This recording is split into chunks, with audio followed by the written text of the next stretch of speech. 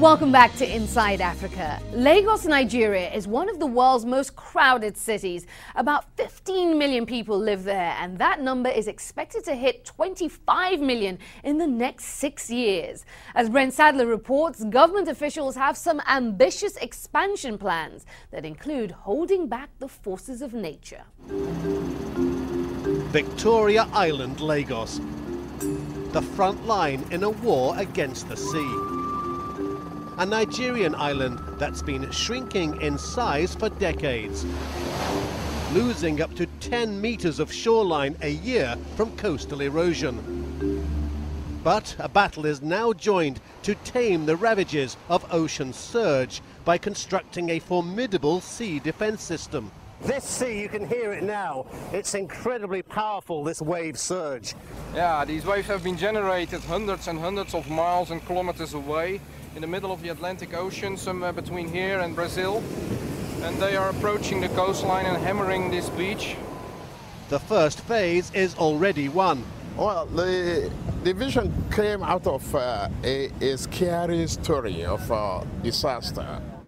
A potential flooding disaster that threatened Lagos, which former Governor Tinubu and his successor Babatunde Fashola tackled head-on with the construction of a new sea wall, completed a year ago.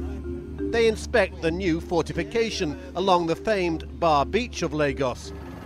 It contains the powerful ocean surge, protects the city from flooding. We will win this war against the sea. Engineering has provided the opportunity to do it. Knowledge has provided the opportunity to do it. Offshore, gigantic works are underway to build something special for Lagos that will rise from the depths of the sea on a mountain of reclaimed land lost to erosion over the past 100 years. A new city complying with international standards for building, carbon emissions, and all of those environmental challenges that now face us so starkly as a people. Today, it's an invisible city called Eko Atlantic. It lies under some 10 meters or around 30 feet of water off Victoria Island. The densely overpopulated business district of Lagos, where land prices are sky high and availability of land for development is critically low. So officials are trying to improve living and working conditions in the gigantic but creaking city of Lagos as a whole. 15 million people today, exploding to an expected 25 million by 2015, becoming the world's third largest city.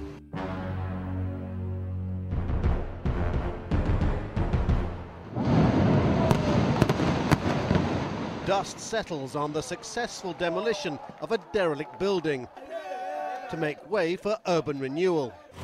It's planned that the new city will be the absolute opposite of this rush hour mayhem in the heart of Victoria Island, now strangled by dense traffic amid a riot of noise and overheated frustration.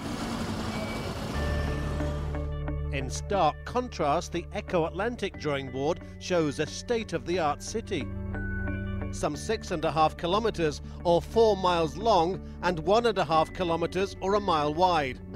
Think in scale of the skyscraper district of New York's Manhattan Island or a sizable chunk of Paris, France. State officials launched the project. They are backed by the Nigerian federal government, which warmly embraces the ambitious drive to improve Lagos and boost the economy. It will become, we believe, the financial centre of Africa. It will provide abundant employment for local Nigerians and would really propel the status of Lagos. Chinese vessels work round the clock to pump sand into carefully calibrated locations on the seabed. This is what reclamation engineers call the rainbow technique of dredging. Freshly harvested sand sucked up from the ocean bed from one position, transported here and air-blown precisely over the target position.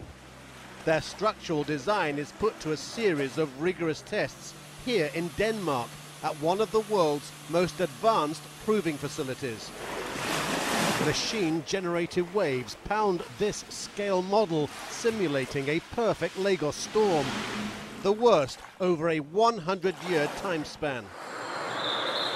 And a giant three-dimensional mock-up of a section of the sea wall is battered by another man-made Atlantic storm, testing its strength and durability. Computer models plot the environmental impact on the city along the Lagos coastline to avoid damage. This is going to change the face of Lagos, and not just Lagos, this is going to change the face of Africa. For governors Fashola and Tinubu, it's confirmation a shared dream can come true. Today, a liability that threatens the entire Victoria land of Lagos has been arrested and is being converted to a great asset of prosperity.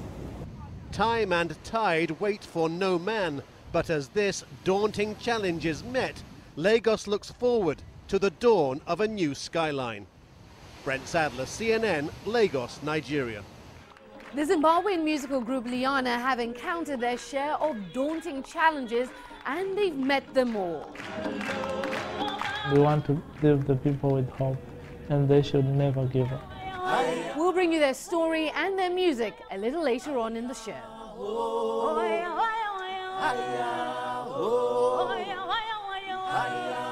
Hiya.